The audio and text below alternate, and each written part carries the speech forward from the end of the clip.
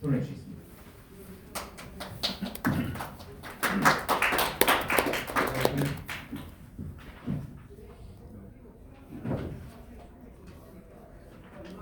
네, 안녕하세요. 네.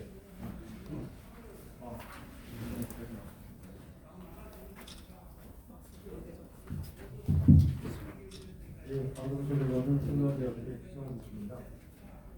그래서 이렇게 귀중한 자리에 초대해 주셔서 정말 감사드립니다.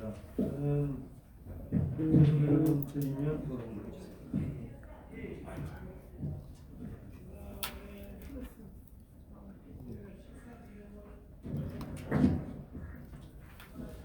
저는 이제 독일에서 이 방송법으로 학위 논문을 쓰고 방송연구라는 데서 근무를 했습니다. 여러분 잘 아시다시피 방송통신 심의위원회를 여러 번 언급되는데 거기 출신입니다. 그래서 감회가 좀 새롭고요. 대학에 와서는 일반적인 이제 언론의 자유, 표현의 자유 쪽으로 공부를 하고 있고, 아까 말씀하신 그 언론중재위원회 위원도 한 5년 전쯤에 거쳤습니다. 그래서 여러분께서 어떤 불편함을 가지고 계신지 굉장히 가슴 깊이 생각을 하게 됩니다. 제가 갖고 있는 일관된 표현의 자유에 대한 생각은 앞서 우리 음성필 교수님께서 또 우리 명재진 원장님께서 말씀을 하셨다시피 이 표현의 자유에는 가장 먼저 이제 터부가 없어야 된다는 것이 중요한 것 같습니다. 예전에 저희 인터넷 실명제 해가지고 인터넷에 뭘 게재하려면 실명을 썼어야 되는데 여러 분들이 반대하시고 또 이게 헌법상 문제가 있다고 몇 년 후에 폐지됐습니다. 등등 언론에 가해지는 다양한 이 허구는 결국 그것이 제거되더라 하는 것이 제가 최근세 한 300~400년의 언론 표현의 자유를 역사적으로 공부하면서 느낀 겁니다. 그래서 저는 첫째로 이 허구는 좀 없애야 된다. 그래서 이 인권 규칙의 헌법적인 문제점은 앞에서 말씀을 해주셨으니까 제가 제거는 안 하고요.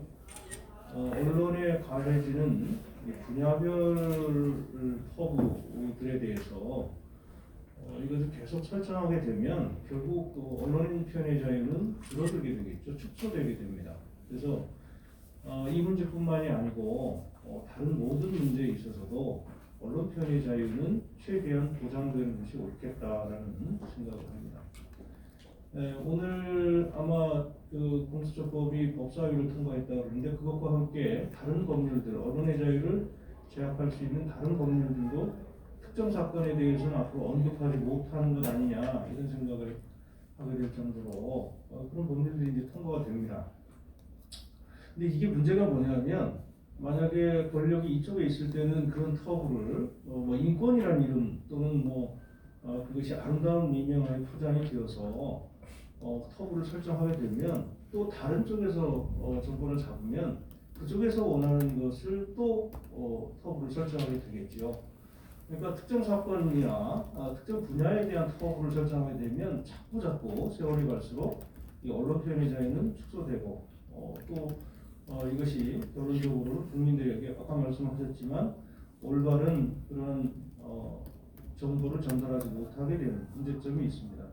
그래서 헌법적인 차원에서 표현의 자유에 전공을 하는 입장에서 보면 그런 터부가 설정되는 것은 매우 바람직스럽지 못하다라고 생각을 합니다. 두 번째, 그렇다면 이제 문제 삼는 것들이 어느 쪽이냐면 이걸 이제 그 언론 보도 준칙이든 어떤 이름이든 간에 어떤 이유이든 간에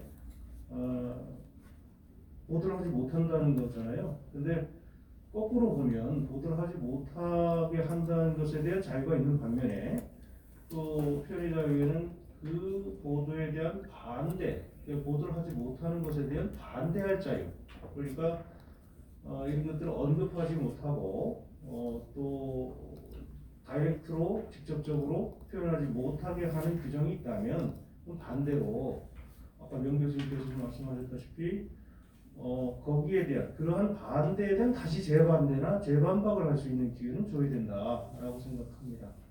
그것이 이제 표현의 자유의 원칙이고요. 쉽게 말씀드리면 이게 좀 안 좋은 거다, 나쁘다라는 것을 표현을 금지하게 한다면 반대쪽에서 그것이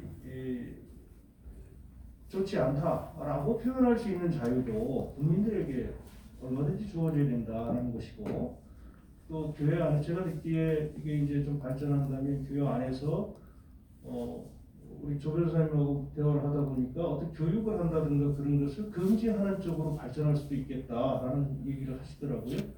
저는 좀 놀랐습니다. 왜냐하면 어떤 교육기관이라든가 사단법인 또는 단체는 본인들이 갖고 있는 설립 목적이 있기 때문에 그 목적에 적합하도록 부합하도록 본인들의 주장을 펼 수 있는 자유가 있어야 합니다.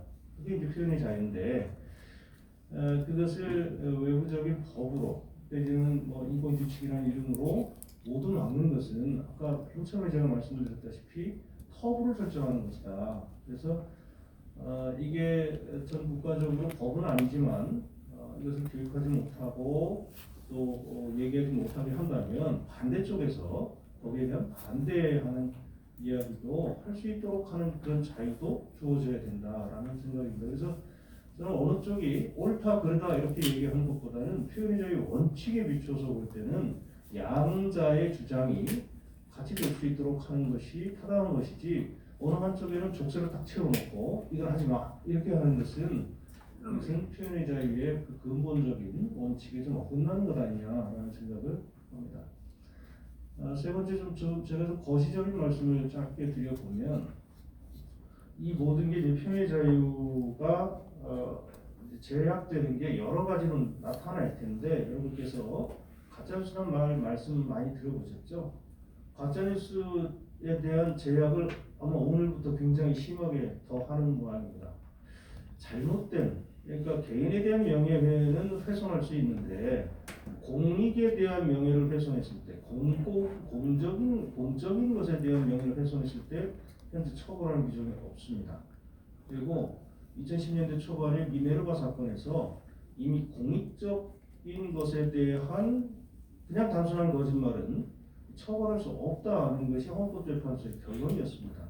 근데 최근에 언론인들이 어떤 위협을 받느냐면 자기가 잘못 얘기하는 것, 얘기하는 모든 것이 거짓말이면 처벌받게 되는 그러한 위협과 협박을 지금 받고 있습니다.